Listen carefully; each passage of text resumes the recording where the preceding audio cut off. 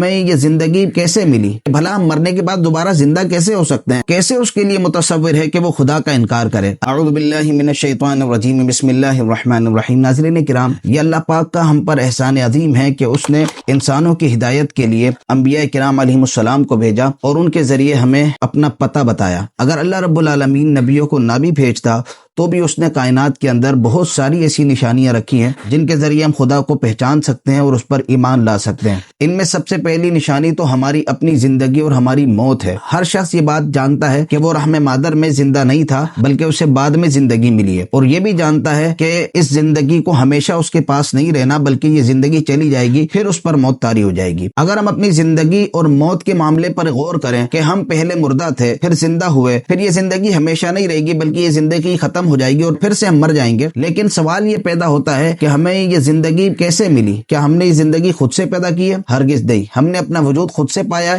ہرگز نہیں، بلکہ ہمارا وجود کسی اور کے مرہون منت ہے، ہماری زندگی کسی اور کے مرہون منت ہے، اور وہ ہمارے والدین ہیں، اور ان کی زندگی کا معاملہ بھی ان کے والدین کے مرہون منت ہے۔ یوں ہر ایک کی زندگی کا جو سلسلہ ہے بالآخر ایک ایسے نقطے پر پہنچ جائے گا کہ انسان کو تسلیم کرنا پڑے گا کہ ایک ذات ایسی ہے کہ جو زندگی کو پیدا کرنے والی ہے، موت کو پیدا کرنے والی ہے، بے شمار اشیاء کو پیدا کرنے والی ہے، زندگی کے لیے جو جو چیزیں ضروری ہیں وہ تمام چیزیں پیدا کرنے والی اور ان کو ایک منظم انداز میں زندگی کے لیے کارفرما بنانے والی ایک ذات ہے۔ تو ہمارا ذہن اللہ رب العالمین کی ذات کی طرف متوجہ ہوگا جب ہمارا اپنا وجود، ہماری زندگی اور ہماری موت کا معاملہ جو ہم محسوس کر رہے ہیں، جس کا ہم مشاہدہ کر رہے ہیں، وہی اس بات کا تقاضا کرتا ہے کہ ایک ذات ایسی ضرور ہے کہ جو اس زندگی اور موت کی مالک ہے۔ تو ذی شعور انسان کے لیے یہ ممکن نہیں ہے کہ ذات باری تعالیٰ کا انکار کر دے۔ اپنے بارے میں غور و فکر کرنے کے بعد بھی اگر کوئی اللہ رب العالمین کا انکار کرے تو یہ بات انتہائی مضحکہ خیز ہے۔ اللہ رب العالمین ارشاد فرماتا ہے، کیف تکفرون باللہ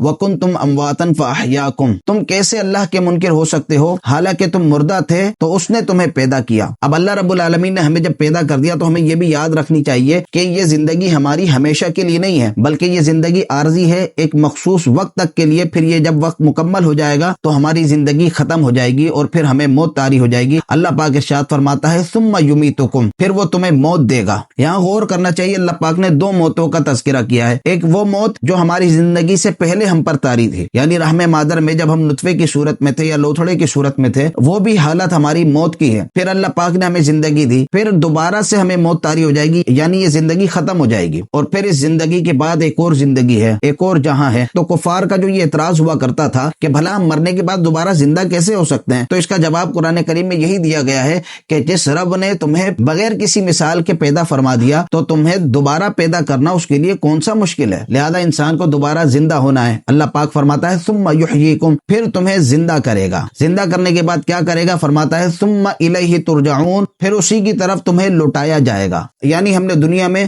جو اچھے برے عمل کیے ان کا بدلہ پانے کے لیے اللہ رب العالمین پھر سے زندہ فرمائے گا، اور پھر ہم اس کی بارگاہ میں میدان محشر میں جمع ہوں گے اور پھر ہمیں ہمارے اعمال کا بدلہ ملے گا۔ تو جو شخص ان تمام باتوں کو جانتا ہے، اپنے مشاہدے سے، اپنے حواس سے اور اپنی عقل سے جب ان تمام باتوں کو جان لے تو کیسے اس کے لیے متصور ہے کہ وہ خدا کا انکار کرے؟ اللہ رب العالمین تو ایسی ذات کا مالک ہے، ارشاد فرماتا ہے، هو الذی خلق لکم ما فی الارض جمیعا، وہی ہے جس نے جو کچھ زمین میں ہے سب تمہارے لیے بنایا۔ یعنی اللہ رب العالمین نے تمام انسانوں کو بھی بنایا ہے اور تمام چیزیں اللہ رب العالمین نے انسان کے فائدے کے لیے بنائی ہیں۔ تو پھر انسان کیسا ناشکرہ ہے کہ اس کے باوجود اللہ رب العالمین کا انکار کر دیتا ہے۔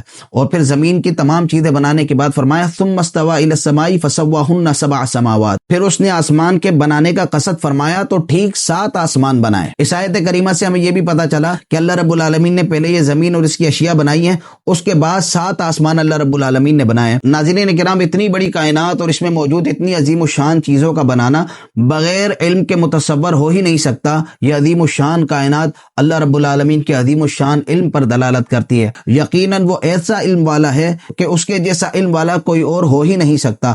چنانچہ ارشاد فرماتا ہے، وَهُوَ بِكُلِّ شَيْءٍ عَلِيمٌ، اور وہ ہر شے کا خوب علم رکھتا ہے۔ ناظرین کرام، اس آیت پر تیسرا رکوع مکمل ہوتا ہے۔ اگلے رکوع میں اللہ رب العالمین نے حضرت آدم علیہ السلام کی پیدائش سے متعلق جو کچھ فرشتوں سے کلام فرمایا تھا اس کا تذکرہ فرمایا۔ انشاءاللہ تعالیٰ اس کے بارے میں اگلی ویڈیو میں جانیں گے۔ جو کچھ ہم نے اس ویڈیو میں سنا، اللہ پاک اسے یاد رکھنے، عمل کرنے، آگے پہنچانے کی توفیق عطا فرمائے۔